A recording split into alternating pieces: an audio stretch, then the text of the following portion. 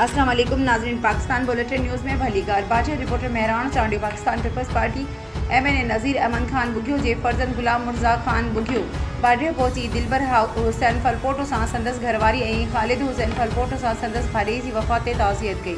गहरे दुख जो इज़हार कियो। उन मौक़े ते गुलाम मुर्ज़ा खान बुघियो चयो त पीपल्स पार्टी वाहिद पार्टी आहे जंहिं पूरे सिंध में गरीब ऐं बेरोज़गार पढ़ियल लिखियल नौजवाननि खे केतिरियूं ई नौकरियूं ॾिनियूं आहिनि ऐं सिंध में तरक़ियाती कमनि जा आज़ार विछाया विया आहिनि। हिन चयो त PP वाहिद पार्टी आहे जेका मुल्क जे पेरनि उघड़नि मिसकिन माण्हुनि जे दर्दनि खे सम्झंदी, उन्हनि दर्दनि जे दरमियान कंदी। हिन चयो त अॼु बि बिलावल भुट्टो ज़रदारी पंहिंजे वालदा शहीद राणीअ जे नक्शे क़दम ते हलंदे ग़रीब अवाम लाइ पाण पतोड़ींदे अवाम दुश्मन कुवतनि सां झेड़े रहियो आहे। उन मौक़े ते डॉक्टर मुनीर अहमद, शेख सैद मंसूर अली बुखारी, सैद सदाम हुसैन बुखारी, मीर खान, मोहम्मद खान फलपोटा बिरादरी, बाडर सरवाहान, परवेज़ आशिक अली फलपोटो, इनायत लाशारी, हसनैन अलिहार चांडियो ऐं ॿिया PP उहिदेदार वर्कर मौजूदु हुआ।